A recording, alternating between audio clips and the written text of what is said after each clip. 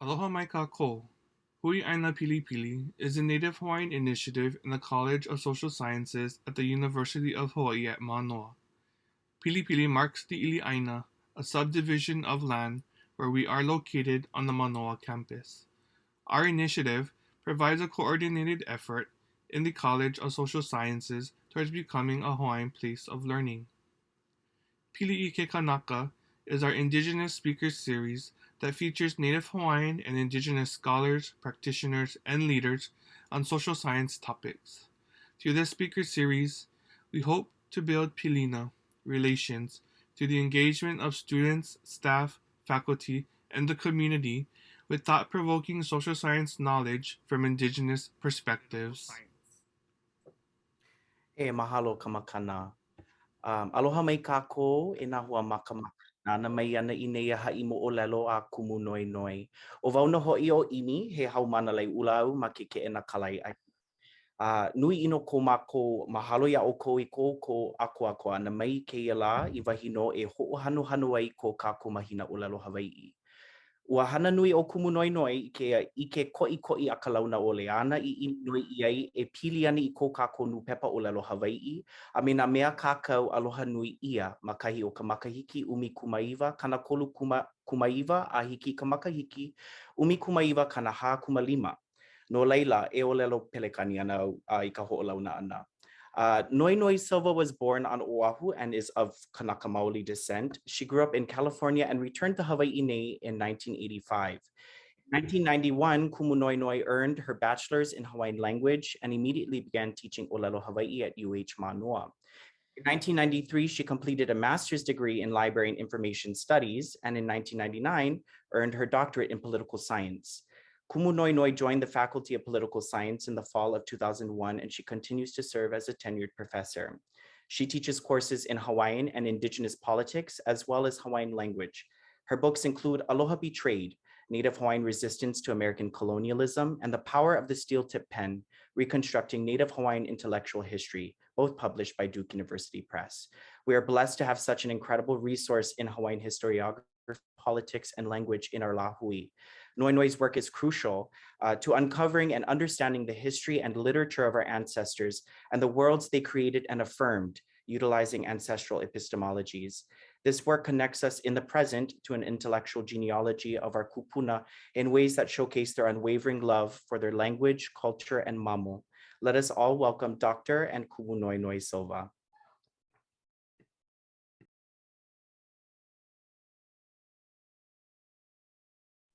Kala mai kumu aole hiki ke lohe a oi.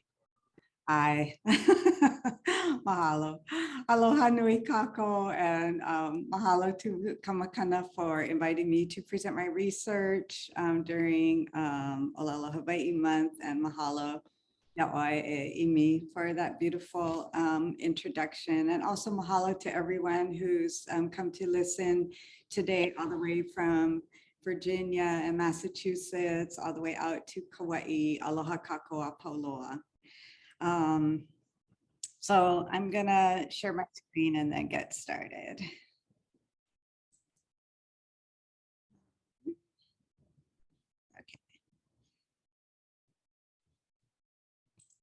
Okay, I'm gonna start with two quotes. The first one, o ko'u i'ini nui I kia manawa no ka ike ana I ka ʻŌlelo makuahine I lilo ho'i ia I ʻŌlelo oiaʻe maluna o nā ʻŌlelo eaʻe a e kama I lio ia ho'i e nā hanau na ho. And my rough translation, my deepest desire at this time is to see our mother language become the most prevalent and that it will be spoken by future generations. And the second one, no leila e ku'ulahui Hawaii, e ala mai, e ho'omaopopo mai, e haliu mai, e a'o nui I nā keiki, pela pu me nā mo'opuna, I ka ʻŌlelo a me ka helu Hawaii ana. And again, rough translation. So my lahui Hawaii, wake up, realize what's happening and listen to me. All of us should be teaching our children and grandchildren Hawaiian language and counting. So do these sentiments sound like something that might have been said in 1980 or 1990 or 2000? Both are actually from 1941. The first was written by Alice Bannum in May of 1941, and the second by Hattie Reinhardt in August of 1941. So it seems to me that because of a lack of knowledge of Kanaka history of the mid-20th century, some of us have the impression that due to the intense educational media and other social pressures to become American, Kanaka let ʻŌlelo Hawaii fade away. But so in this talk, I'll go over some of those very real and harmful pressures to show what our kūpuna were up against. A lot of work on this has been done before by scholars like Noeleni Goodyear, Kaopua, Walter Kahumoku, Ilima Long, and Benjamin Heck. What I'm going to add today is analysis of a speech and an article by Lorrin P. Thurston. Then I'll give some examples of the real work that many Kanaka did that I argue contributed to the perpetuation of our native language. In the period I'm focusing on today, 1939 to 1945, English had already been the sole language of instruction in schools for over 40 years. Noeleni Goodyear Kaopua found that, quote, for the bulk of the 20th century, the settler state government in Hawaii failed to support or fund any form of indigenous education, end quote. Because of this, she writes, quote, young people were severed from the legacy of Hawaiian literacy, as not a single school in the islands made the native Hawaiian language or culture central to its curriculum until the advent of immersion schools in the 1980s. In her master's thesis, Ilima Long documented and analyzed the eugenics movement in Hawaii. Eugenics was a racist movement that promoted the idea that, quote, certain characteristics and traits that placed individuals socially and economically were biologically inherent and passed on from one generation to the next, end quote. Long found that, quote, legislation, education, public discourse, a vast array of territorial institutions, including the University of Hawaii, local social and medical organizations, and charities were part of a network that instituted eugenic doctrine and advocated for eugenic policies in territorial Hawaii. Most alarming, Long found that in 1913, students of Kamehameha schools were introduced to a eugenics textbook that used ancestry as a lens through which to determine their own degree of moral and civic ineptitude and the resulting future of their family line. And that was a quote. So these racist ideas, no doubt, also found their way into the public schools. School was just one venue in which Kanaka were subject to such discourses. The media was another. During the 30s and 40s, there were only two main sources of news and opinion, radio and newspapers. Lorrin P. Thurston became the president and general manager, of the Honolulu Advertiser in 1931 when his father, Lorrin Andrews Thurston, died. The latter is the notorious white supremacist proponent of the annexation of Hawaii to the United States. Lorrin P. Thurston was also the publisher of nūpepa kūʻokoʻa and was the one who decided to close the paper in 1927 because it was losing money. In 1940, Thurston published a few articles and gave some lectures giving advice to Kanaka. He got positive attention for suggesting that Hawaiian lore and legends be collected from kūpuna before the oldest generation passed away. He went on from there to give Kanaka advice on how to save themselves generally. Some of this advice got translated into ʻŌlelo Hawaii and published in the last Hawaiian paper, Hoku O Hawaii. This was mainly because the editors interpreted some of it as supporting their agenda of perpetuating ʻŌlelo Hawaii. I would like to show how Thurston's advice was actually designed to demean Kanaka and reinforce the racist ideas about us that kept Thurston and his wealthy haole social and political circle in power and justified their continuing and future control over land in Hawaii. On June 5th, 1940, Thurston gave a talk to a group called the Native Sons and Daughters of Hawaii. He bemoaned, quote, the breakup of the Hawaiians as an integral race and sought to examine the factors that are tearing the Hawaiians apart as a people, end quote. He suggested that fathers teach their children Hawaiian legends and history, and that the schools were, quote, so busy trying to teach Hawaiians to be good Americans that they've forgotten to teach them to be good Hawaiians, have not tried to teach the Hawaiians pride of race, pride of their blood, end quote. He said that business would be willing to help, but Hawaiians had to take the initiative. Finally, as to the decline of Hawaiian farming communities, he said, quote, "The present Molokai homestead project was not the solution," and went on to say, quote, "It's not in their blood to be a red dirt farmer. No Hawaiian ever yet made a success of farming unless it was for himself and unless he could get to the sea for some fish," end quote. So Thurston blamed, in this talk, Thurston blames Kanaka themselves for their supposed failure to thrive as an integral race. And although the schools were run either by the Territorial Board of Education or by private corporations owned by people in his own social network, he doesn't suggest that either of them make any substantive changes. Rather, it's up to the fathers of the children. At the end, he takes a swipe at Hawaiian homeland's homestead farming, because that's what this insult about red dirt farming is about.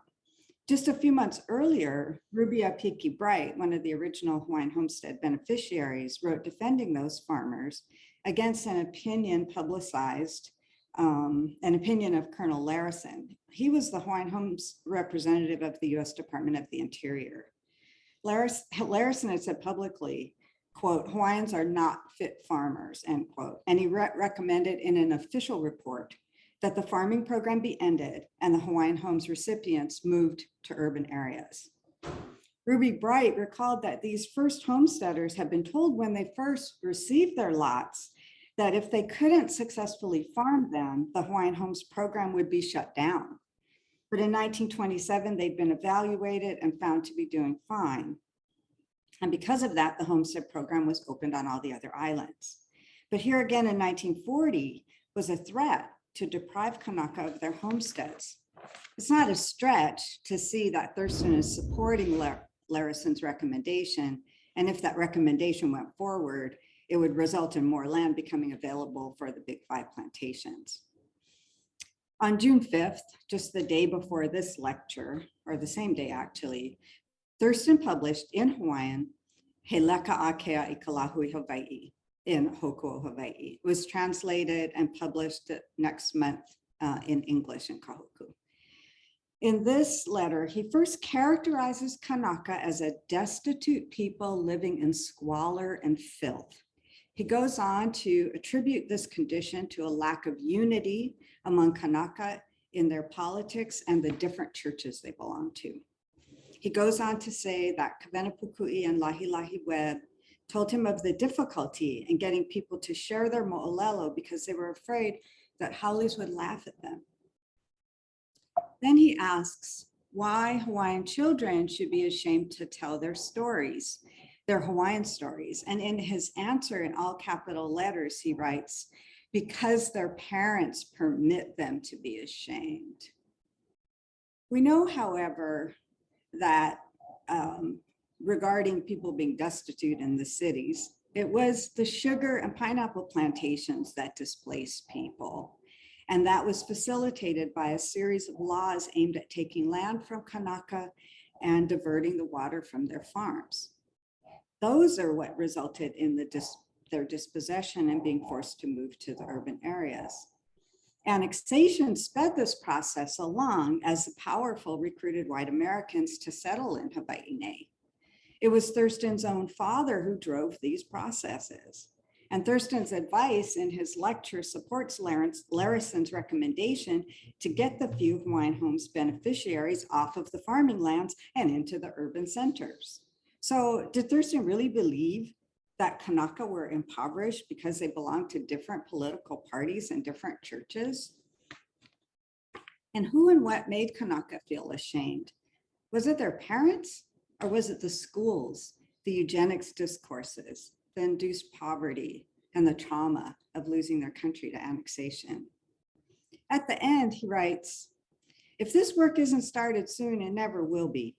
In 50 years, the Hawaiian race as such will be pau, perhaps sooner than that. And here, plain for us to see, is his wish that Hawaiians would disappear. Then the land would be empty of Kanaka and available for the taking. Now I want to share an article and cartoon that were published on the front page of Thurston's paper in 1946, it's a few months later. But it illustrates how acceptable white supremacist attitudes were and shows one of the tactics his paper was using to demean Kānaka Saved at the time. The article ridicules the continuing practice of candidates for office, including their Hawaiian names on the ballot. Note that the cartoon shows two people with signifiers that they are Kanaka. The man has a lei on his hat. The woman is wearing a mu'umu or a holoku, and she has a flower in her hair. The man's expression is one of shock and dismay or confusion as the woman reads a Hawaiian name from the ballot. Thus, Kanaka themselves are depicted as shocked at the use of Hawaiian names. This is meant to reinforce the idea that Hawaii is now an American place where the norm is to have an English language name. And Kanaka should feel that their names are strange in their own homeland. In sum, Thurston was giving advice that sounded supportive, sort of, but actually insulted and disparaged Kanaka. And he was taking no action that would actually benefit the Lahui Hawaii. He was responsible for shuttering the longest running ʻŌlelo Hawaii newspaper when he could have continued to run it with subsidies from his ultra wealthy associates. Rather, his actions and his advice supported the continued and escalating hegemony of American language and culture in Hawaii and the continued dispossession of Kanaka from their land.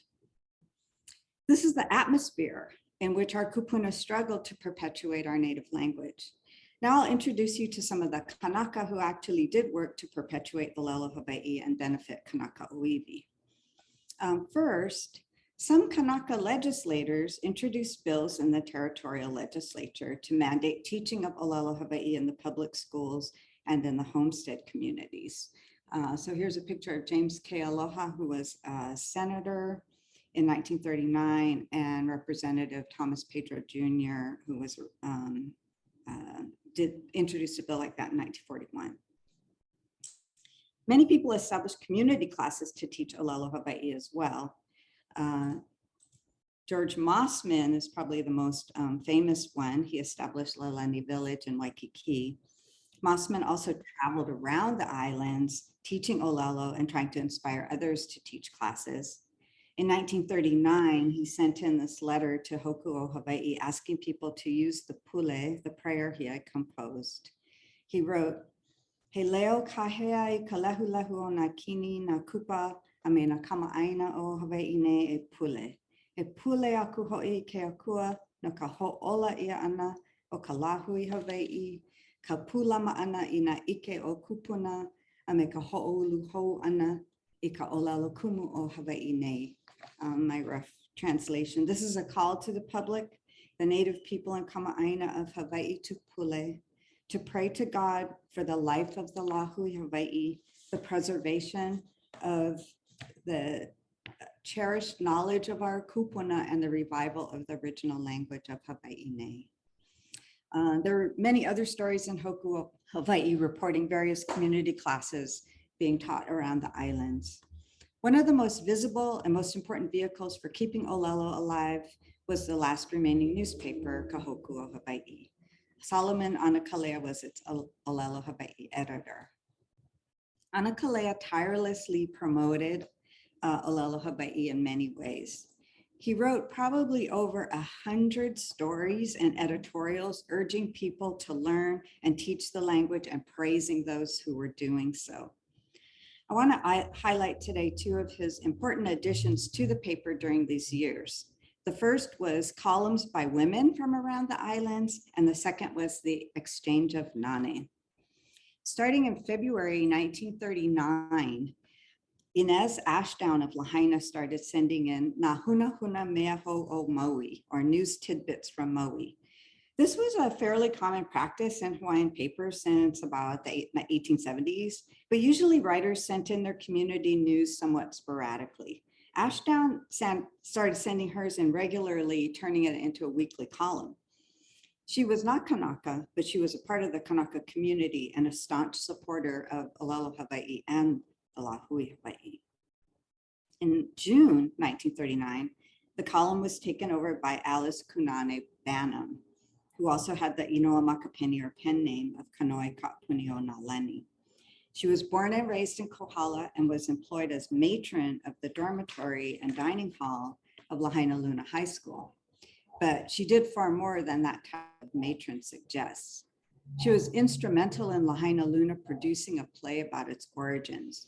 2 of the 3 acts of the play were performed only in ʻŌlelo, Hawaii. And she sent the script into the paper, and Anakalea published it in its entirety. She also energetically promoted ʻŌlelo, Hawaii. She interviewed a few kūpuna wahine and published their mo'olelo about various places in Maui alongside her news column. In September 1939, Ruby Apiki Bright, whom I mentioned earlier, started her column, Huna Huna Mea Ho'o Molokai. She was born and raised in Hilea Ka'u and was a homesteader at Ho'olehua. She wrote a brief autobiography, The Important Mo'olelo, about the first homesteaders at Ho'olehua, and contributed what she had learned about La'au Lapa'au, traditional herbal medicine, from Daniel Damian, and a biography of him. Perhaps inspired by these other women, Abby Palea began sending in her Huna Huna Mea Ho'o Kauai in November 1939. She was born, raised, and still living in Kekaha, Kauai. Her family was from Ni'ihau, and they remained close to the relatives there. She was a prolific composer of mele hula and other mele, which she shared in her column. She also shared mo'olelo wahipana of the Kona side of Kauai.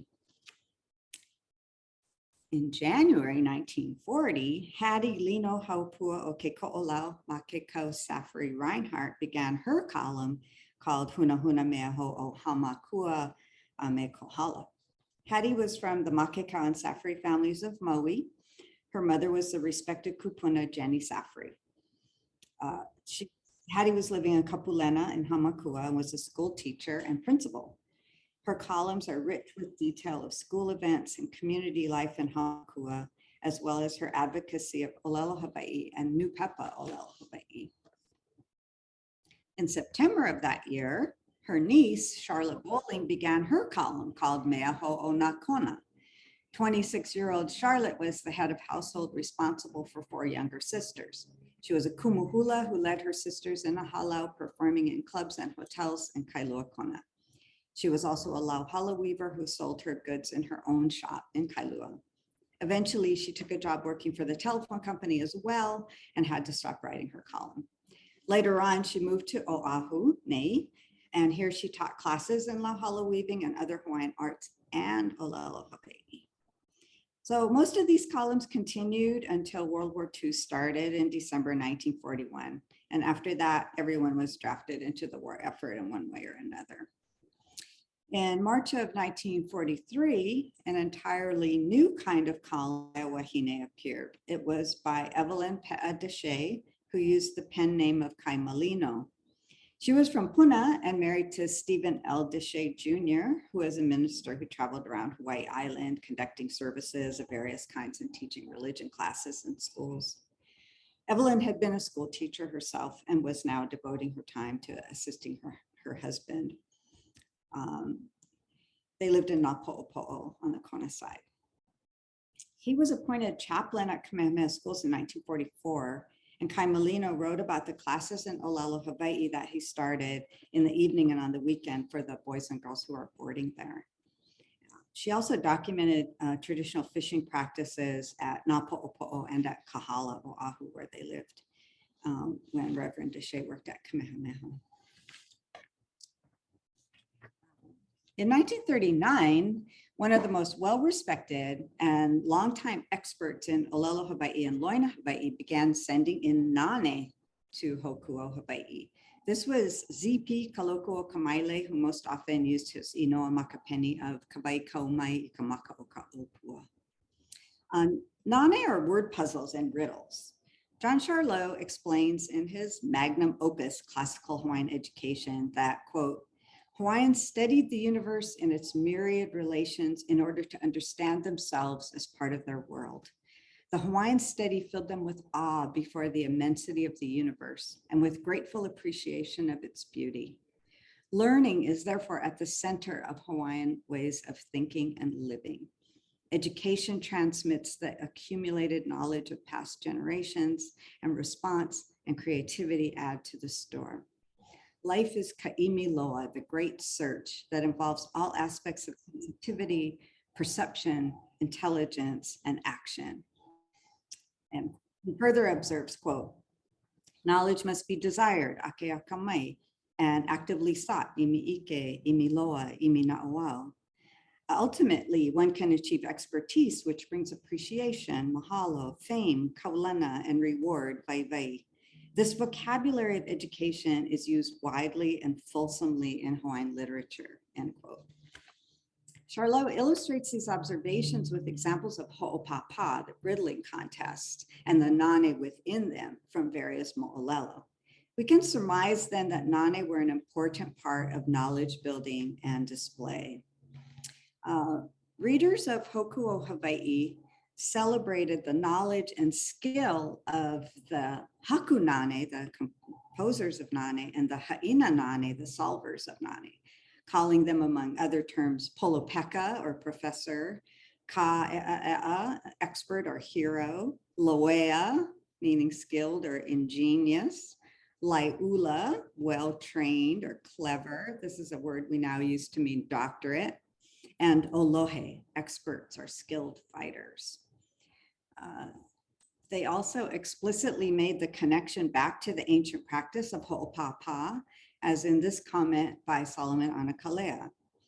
Ona loea a olohe ha'avi nane a ha'ina nane, he po'e helu nui o ko I ka nūpepa, a he po'e na o. Me he mea la he maumamo o ko, na olohe ho'opapa o ke o kahiko. So he's responding here to the skilled people who compose and solve nane, saying that they're people who read all the newspapers and are educated, and that they're the descendants of the expert ho'opapa contestants of ancient times. Now, back to Koloko Kamaile. He was doubly educated in ʻŌlelo and mo'olelo Hawaii, and in the practical arts of pre-colonial Oiwi life, including house building, canoe carving, farming, fishing, and use of plants. He also graduated from Lahaina Luna as a young adult and became a school teacher. He'd been participating in Nane since the early 1900s in nūpepa ku'oko'a. So after Koloko Kamaile got them started, many other people began to play. These ranged from other kūpuna to young people, both men and women. On this slide, the whole middle of the page is filled with proposed solutions to Nane. And if you'll notice that this page is actually the English language page. So this was an overflow. There were so many that they took up space on the English language page, which is good, right? I'll end with one example of a nane. This is the last one that Koloko Kamaile ever sent into a nūpepa. It reads, Ku'uwahi a ole e ma'ona I ki ana, o kaumea ono e aiai, o kana noia e aiai, e ma'ona ana oe, o uawahi I anei, a ole oia e ma'ona. O kaua ke ma'ona ana, o iala a ole e ma'ona. O wai ku'uwahi a, e ho'ike mai a me ka wehewehe pono ana, he li'i pua mau'u no e mane'o ai ka pukaihu. And my inadequate translation, my little fish, it never gets full. The delicious food you eat, it eats as well. You become full, but the little fish does not become full. You and I get full, but it does not. What is my little fish? Say what it is with a full explanation. This is a tiny grass flower, maybe grass pollen, to tickle your nostrils. So it took 6 months and 13 wrong proposed ha'ina before it was solved by Koloko Kamaile's good friend and fellow Elemakule, known by his Inoa Makapeni of Pohaku o Pele. In his clever ha'ina, which I don't have time to explain, he explained that the fish was an opihi. In the poi factory, and was traditional prior to factories, opihi shells were used to scrape the cooked kalo of its skin and moldy parts. it eats away at the kalo. Thus, the opihi is the fish that doesn't get full when it eats. These puzzles and riddles, I argue, were not simply entertaining games. They challenged and spurred people, especially young people, to learn more ʻŌlelo Hawaii and get better educated in the vocabulary and practices necessary to play. Kaloku o Kamaile, Pohaku o Pele, and the others were not content that young people should know only elementary levels of the language. They were showing them the delights of old style wordplay and poetry that to this day make those of us who know a little of the ʻŌlelo of our kūpuna fall in love with it. We can return to their Nane even now and be intimidated by the depth and breadth of their knowledge and talent, but also be inspired to keep learning and try to reach those heights ourselves. So in conclusion, the people I've introduced you to in this presentation are the testament to the fallacy of everything that Thurston alleged in his insulting advice to them. These are not broken people who needed to give up their various political and religious beliefs or who needed to take the initiative in his proposals. They were hardworking farmers, entrepreneurs, politicians, school teachers, writers, composers, and ʻŌlohe mea Hawaii who did everything they could think of to keep ʻŌlelo Hawaii going, celebrating it in their prose writing, their mele, and their nane that challenged young people to keep up with them. The forces against them and against ʻŌlelo Hawaii and all of its glorious literature and music seem to have prevailed for a little while. Between 1945 and 1972, a matter of only 27 years, it seemed as if ʻŌlelo Hawaii might not survive. In that time, however, some Kanaka continued to speak and teach ʻŌlelo Hawaii in various kipuka like Ni'ihau, the Kona side of Kauai, Puna, Hawaii, and many other Kuaina communities on all of the islands. Mary Kawena Pukui interviewed many mana leo on tape and created the reference works that are now crucial to our language reclamation. And then in 1972, Larry Kimura sought out the remaining mana leo, brought them to his radio program, which he had the foresight to tape as well. And not that long afterwards, he with others began the long-term project of language revitalization. So I hope that my brief tour of this group of people dedicated to ʻŌlelo Hawaii helps to restore this chapter in what Gugiwa Tiongo terms our history of struggle and helps to dispel as lies the stereotypes about Kanaka Oiwi that still circulate in some forms today. Mahalo. Hey, mahalo. Wow, that was awesome. Mahalo. Kamakana, I think we're going to open up for some questions from our guests today. Is there a specific way you'd like them to present their questions to Kumu Noenoe? No, if they feel free to unmute or raise their hand, or feel free to ask their question in the chat. Okay, we can do some, if you guys want to unmute and raise your hand, just raise your hand and I'll try and get everybody I see to ask questions. And then I'll also look in the chat too to see if there are other questions in the chat as well. Does anybody have any questions? Mahalo Kumu Noenoe, this was awesome. Mahalo Aimee.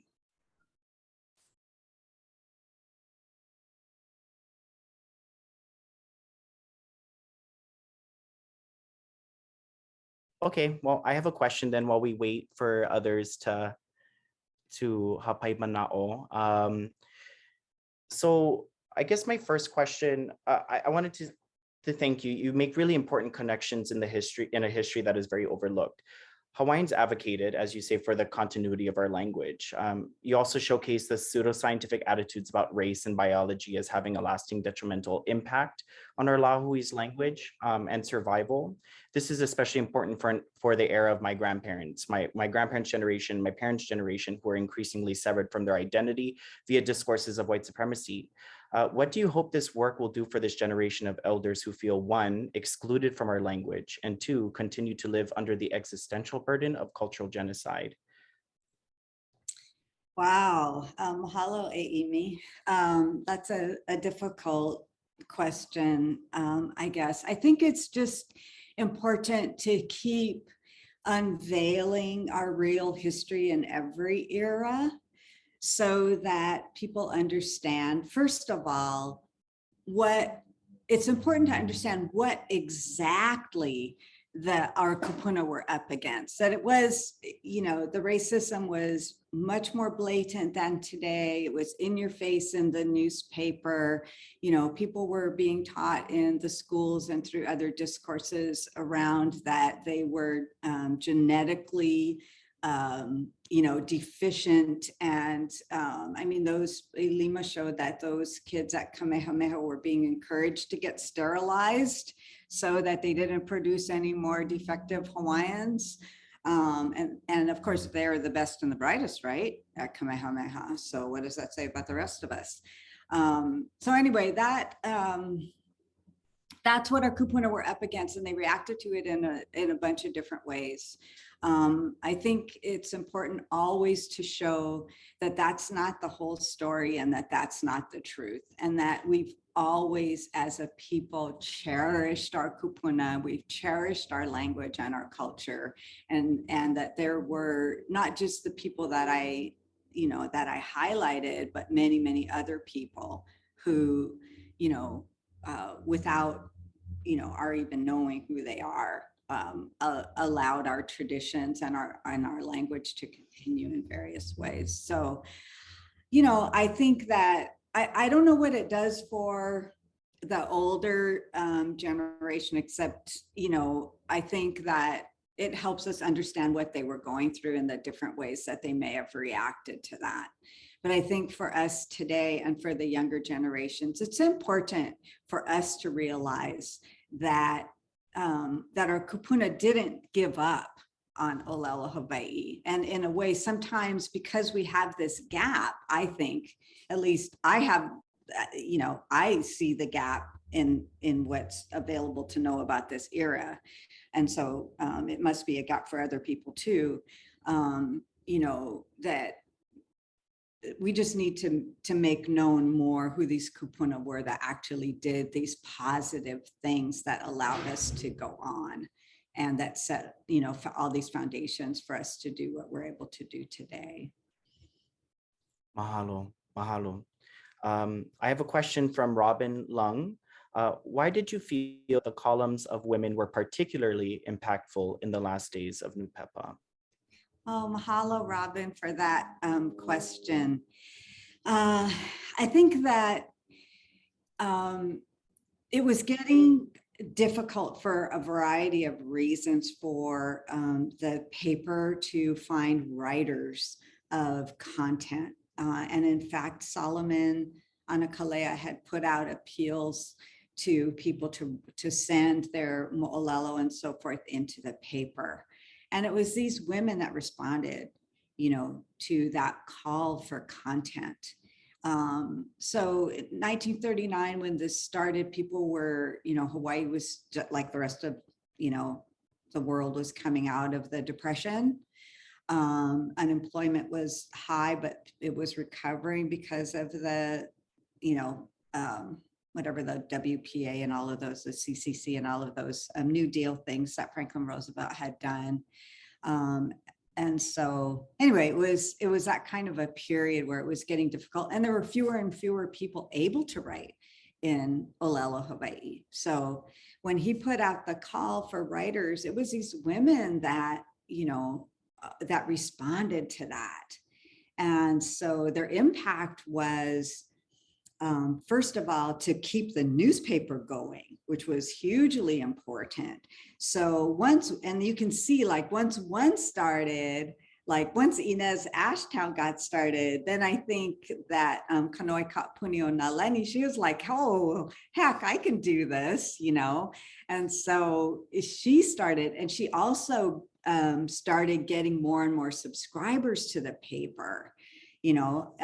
So this ended up increasing a lot of subscribers to the paper and keeping it going on. And then they inspired each other. So there's a few letters that they have published in the paper thanking each other and telling each other how much they appreciated each other's columns too. And there were also lots of letters from the public thanking the women for their columns. So mahalo. Mahalo for that question, Robin. Anybody else have any other questions for Kumu Noenoe? Please feel free to add it in the chat or raise your hand or just unmute and ask away. Oh, Jenna Noelani Rycroft, we have a question. Why did so many of the writers have pen names? Was there any danger to people knowing them, or was there another reason that they had pen names? Great question, mahalo. To me, I think, especially in this era, I mean, for both of those reasons, I mean, for that, the reason sometimes when people wanted to put forth an opinion and they, you know, it's easier to put forth an opinion that you think somebody else might not like if you use a pen name. But there's also this propensity to play in ʻŌlelo Hawaii. So a lot of this was play. And also the other thing about these inoa makapeni was they were reflective of aloha aina. So people chose inoa makapeni that display their aloha for their own particular aina. For example, Kaloko Kabaile's pen name, Kawai Kaumai I Kamaka o ka Opua, is about, it's a phrase that describes the fact that there are no rivers in Kona where he's from. And so they depend for water on the rain. And so kawai kaumai is the water that comes from the maka, I don't know, the tip or the bottom or something of the opua of the rain clouds. So most of the pen names are like that. They're people just, you know, showing off the beauty of their own aina. And, you know, also showing off how clever they can be in constructing a pen name. So some of them are kind of funny. Yeah. Mahalo for that question. And I do, does anybody else have any more questions? I love this conversation. These are all wonderful questions. Please feel free. I think we have room for one more question from you folks. It's only 1:17. We have till 1:30. So. Oh, just joking. I guess we have room for a couple of questions. Yeah. Okay. One question from William. Kapaku, how wide were the newspapers disseminated? Yeah, great question. I think one of the great things about these columns, so we had a column from west side of Kauai, we have a column from Molokai, a column from Lahaina, and then a column from East Hawaii and a column from West Hawaii. So we know that the newspapers were reaching all of those places. We also know that people on Oahu were taking the paper. So they got from one end of the islands to the other end.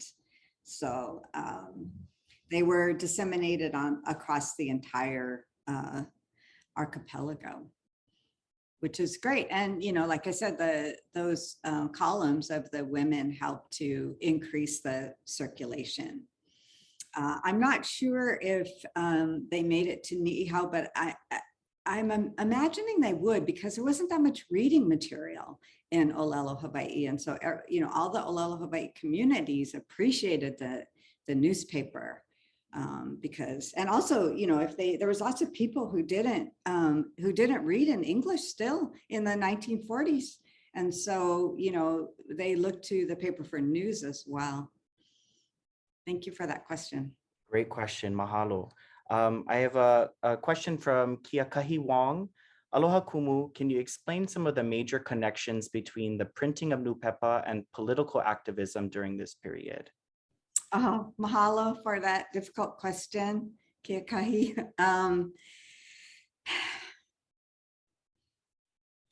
You know, in a way, it's a difficult question. In this period,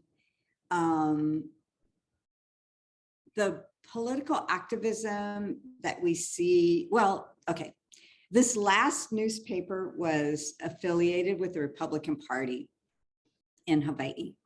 And so that was one of the things that was sad about the other, the other last paper, Closing Kealakai, which was a Democratic Party. This was Republican Party paper. And so there was, only when sort of, party represented, was a lack of diversity. However, this paper also didn't spend a lot of time on party politics at all, really didn't.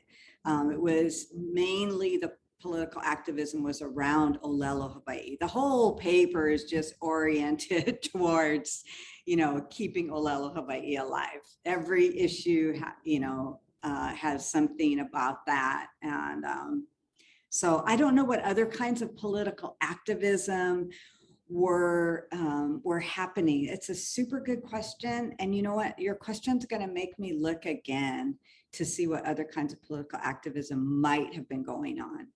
Of course, you realize after December 7th, 1941, no political activism can happen in a newspaper because the censors, even though they kind of laughed in the paper, like, they're not actually reading and censoring our paper because they don't want to be bothered with getting it translated.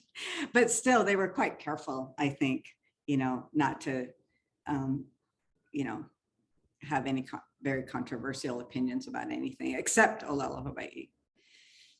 So, Mahalo.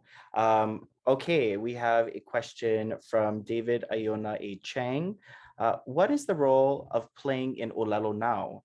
We have hulihia, we have hulo, but Nane are out of the reach of so many of us. What else can we do to reclaim this heritage of learning through play? And mahalo for this amazing lecture, e kumu Noenoe.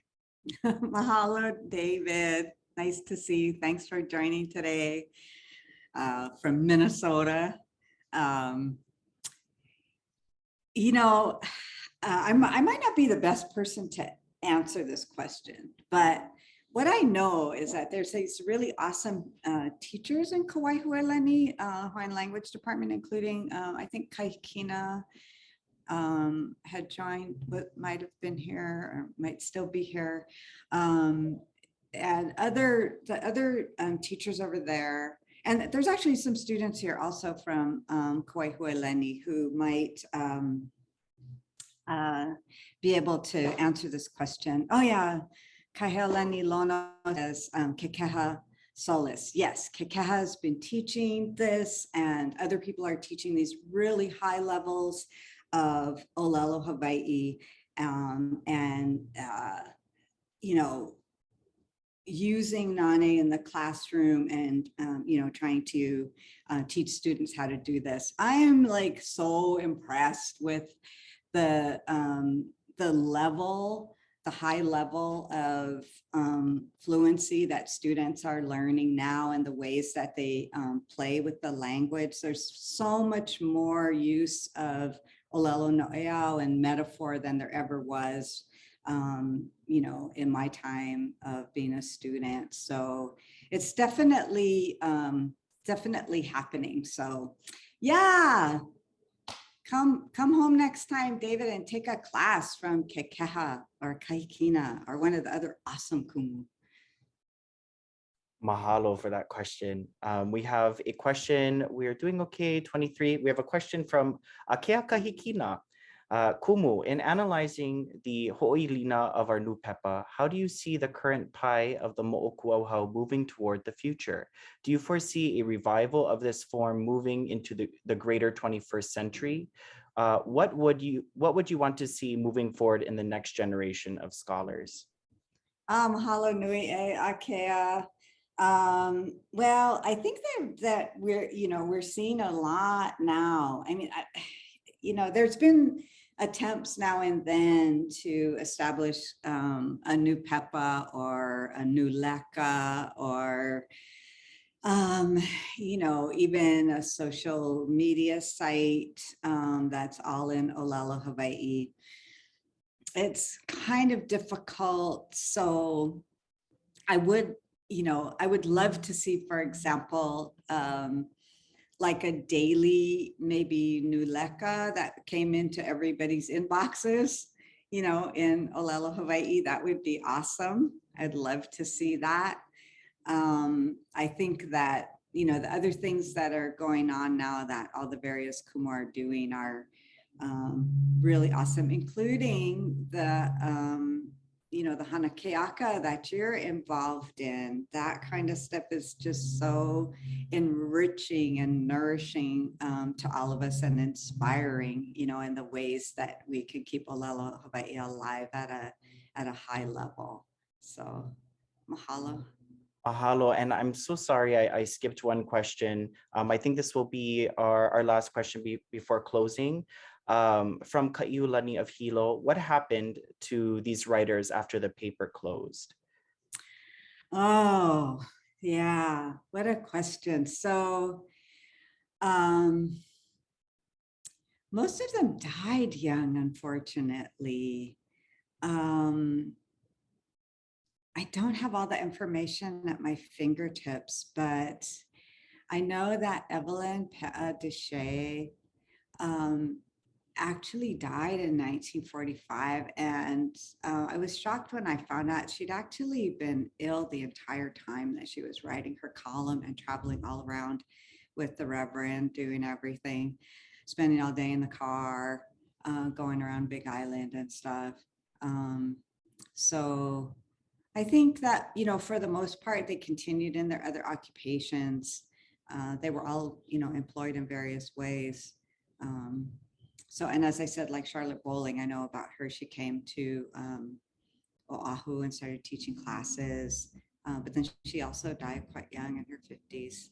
So it was hard times for people during those years. So I don't know what contributed to so many of them dying young, but almost all of them did. Mahalo for sharing that, Kumu. It looks like we have a few minutes, and I do want to give my big mahalo to Kumu Noenoe for all of this research, putting this together and presenting it in this way. It was really, really well done and inspiring. I know I can speak for all of us here. And also for those who have other questions, lingering questions, I'm going to put the Hui'aina Pili email down here. You can email and ask more questions if you want, and they can be forwarded over to Kumu Noenoe. Let me just find the everybody button.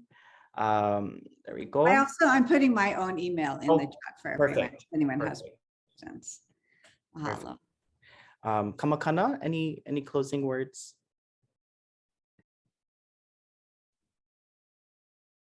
Yes, mahalo Kumu Noenoe for this awesome presentation. I mean, it is a part in our history that still needs a lot of research and understanding, and bringing those names of, you know, forward, acknowledging their work and their legacy to the perpetuation of our ʻŌlelo Hawaii.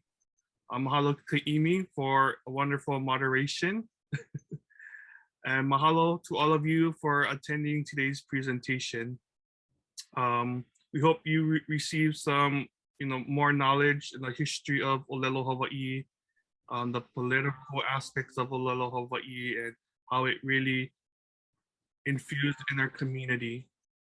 This presentation will be recorded and will be on our YouTube channel, and you all will receive a link to that YouTube channel and that video. So mahalo nui again.